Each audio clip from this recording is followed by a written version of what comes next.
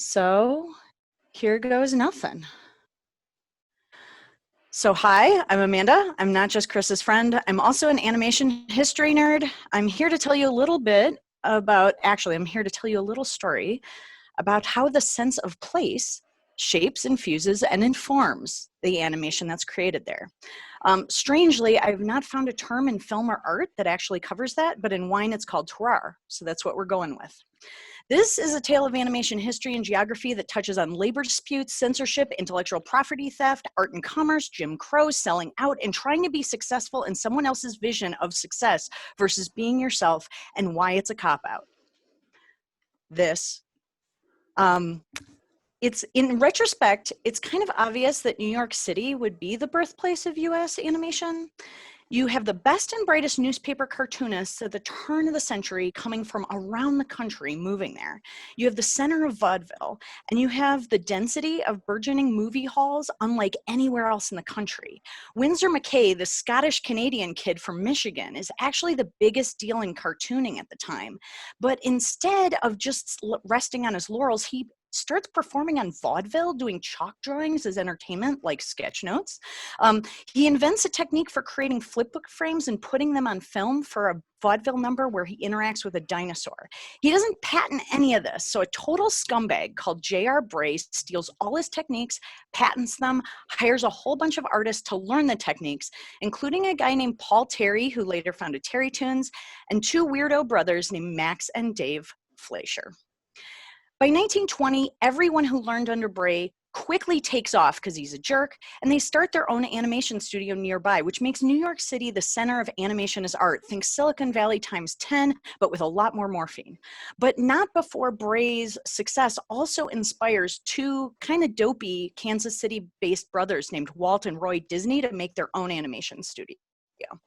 On the other side of the country, all these cartoons coming out, flummox Jack Warner out in California. He owns theaters and he's a film distributor. So he hands over how to make cartoons a business to his secretary, Margaret Winkler, also known as Dot, which makes Hollywood the center of cartoons as commerce.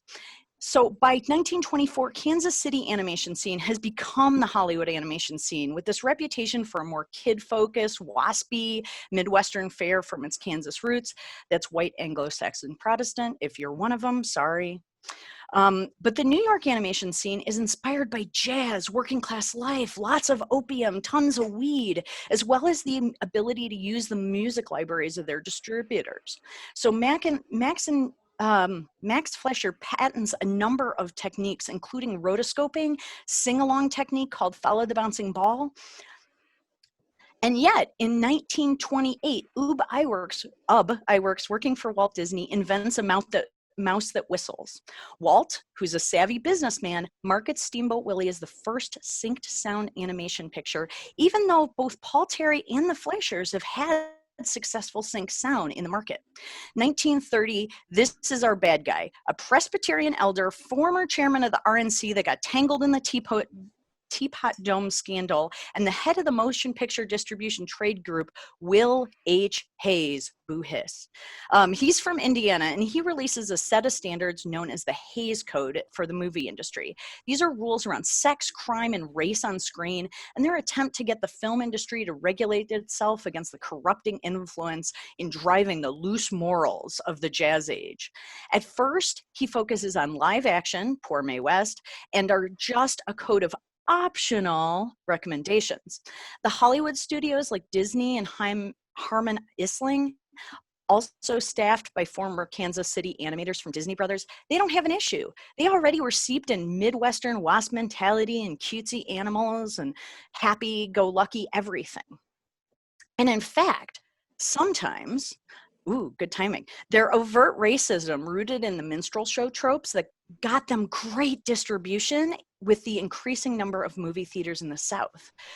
So it becomes this really icky division of Hollywood being this cleanly but incredibly racist side, while the Fleischers double down on the New York scene around them. They get weird, they show flappers, but most importantly, they work with jazz musicians like Don Redman, Cab Calloway, or here, Louis Armstrong. This cartoon, not racist, but at least it features the artist included in it. So this causes the Fleischer films to be blocked from distribution in the South, with the Jim Crow laws forbidding it. Even if Cab Calloway is shown as a walrus when he dances with the sexy Hayes Target Betty Boop. So they chose to work with jazz musicians over Southern distribution. However, Max Fleischer kind of loses it. He's frustrated by Walt Disney's success with Snow White, and Walt, who's able to keep the unions out of his studio, while Fleischer became the first union shop. So Max puts the studio in deep hock to Paramount in a play to move it to Miami and try to be Walt Disney light. In Miami, they're on Seminole land, the jazz connections are gone, the inspiration is gone, and they're really just chasing the Disney model. One story is that Cab Calloway came to visit Max Fleischer only to have the two of them realize that because of Jim Crow and where Fleischer lived, they couldn't even have him over to his home. Fleischer's Gulliver's Travels, which is his first full-length feature, with its realistic Disney-style people and schmaltzy musical numbers, does great. But it's not enough money to stave off a takeover of the studio by Paramount, who quickly turns it into a second-rate Popeye factory called Famous Studios. Today, animation is in Atlanta, Vancouver, Hollywood, Korea, and all over the globe, but the influences of where it's made are still felt in every frame, and the tension between grown-up surrealism of New York style and the kiddie commerce of LA still lingers. And this is Banksy's depiction of North Korean Simpsons. So